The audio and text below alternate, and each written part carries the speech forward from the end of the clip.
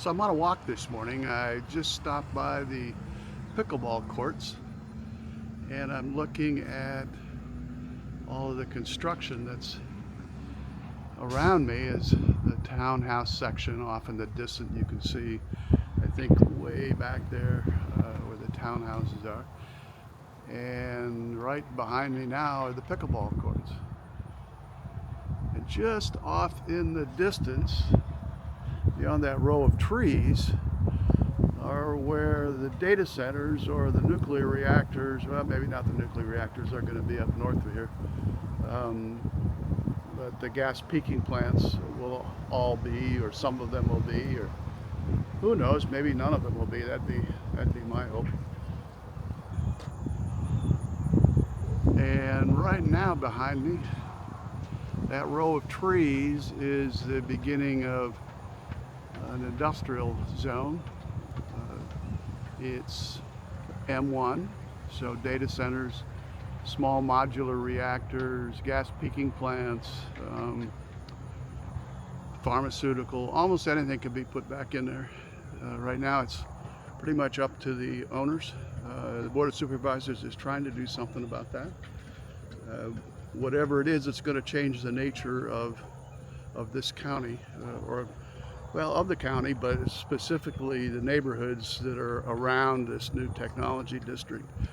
And those neighborhoods are Reader's Branch, where I live, Songbird, Avery Point, which is a little bit to the east of us on the other side of 288, and Mosaic.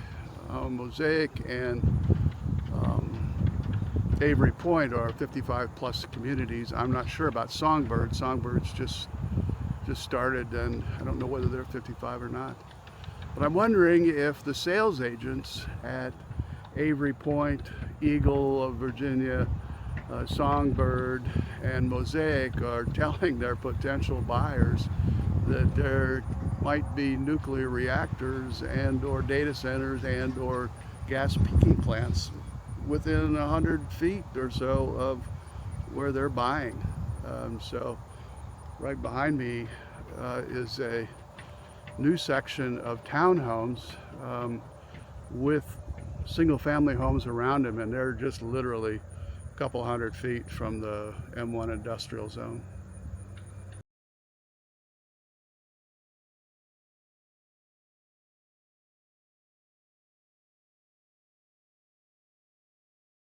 West Creek.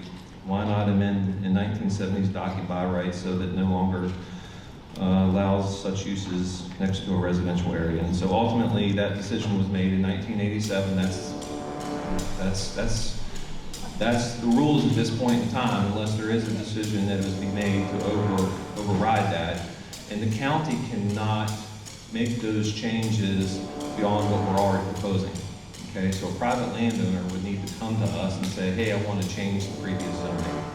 What we are doing is overlaying the current zoning so that we can provide those protections as described to you this evening.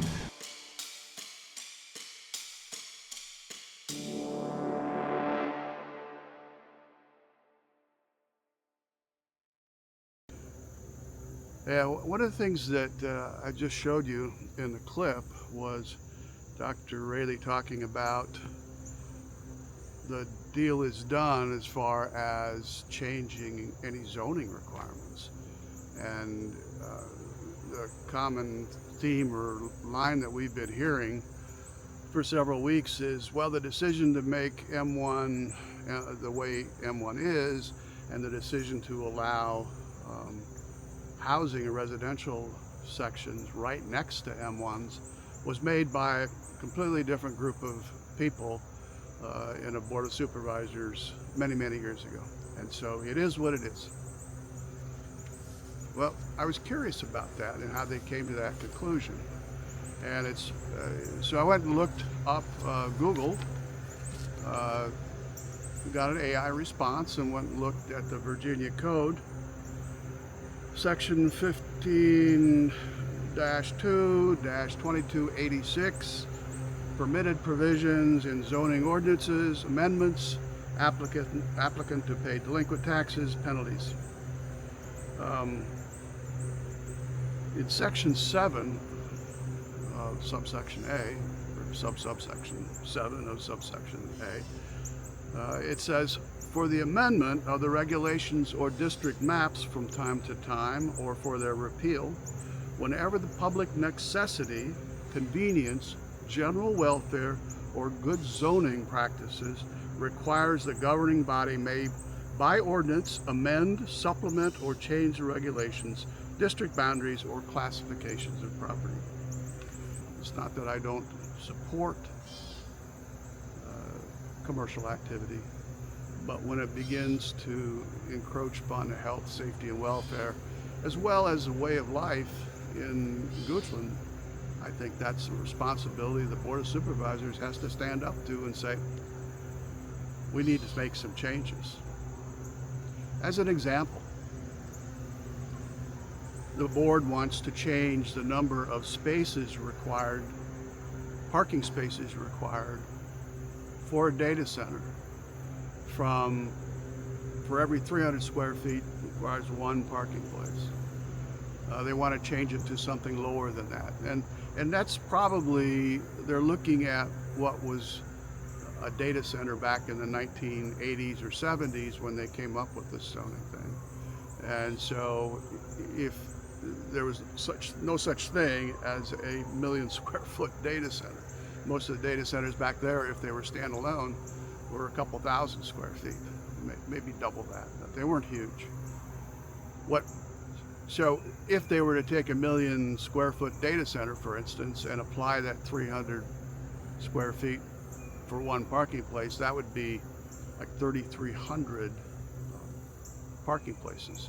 And with curbs, gutters, landscaping, 3,300 parking places is probably more than 20 acres, which is a good chunk of the land directly south of Reader's Branch, and would also impact any building of data centers around any of the other neighborhoods like Songbird and Avery Point and Mosaic.